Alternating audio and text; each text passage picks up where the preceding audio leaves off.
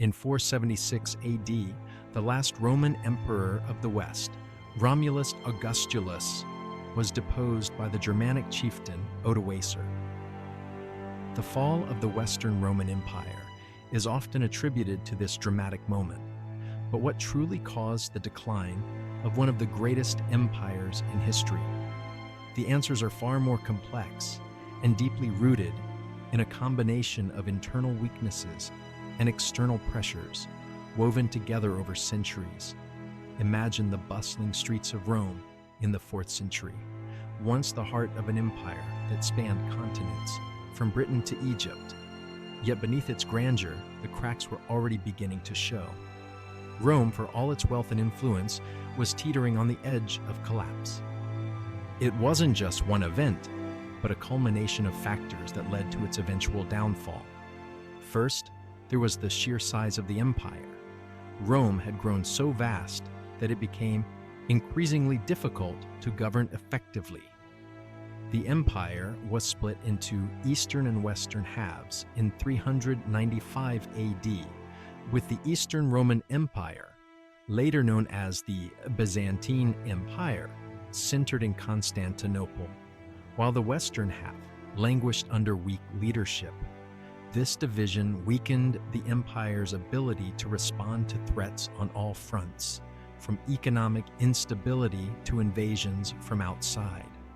Internally, the political structure of the Western Roman Empire was crumbling. Power struggles, corruption, and inefficiency plagued the imperial court.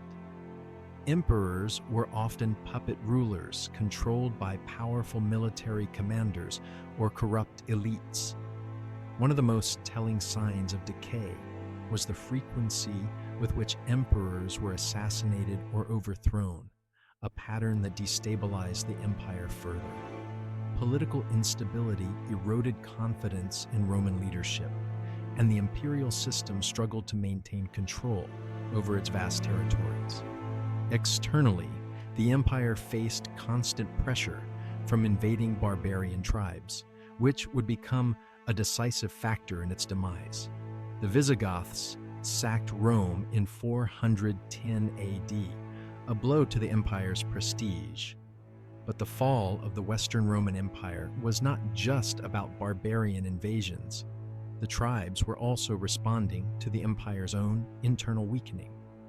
The Huns, Vandals, and eventually the Franks all took advantage of Rome's inability to defend its borders. These groups were not mindless destroyers, but people seeking refuge or opportunities in an empire that had stretched itself too thin. What's often overlooked is the economic decline that accompanied the empire's fall. Rome had long relied on a system of tribute from conquered peoples, but as more territories were lost, the flow of wealth dried up. Meanwhile, the Roman economy suffered from inflation, devaluation of currency, and the heavy burden of maintaining a vast military. The labor force, increasingly made up of enslaved peoples and colonized populations, was unable to sustain the empire's grandeur.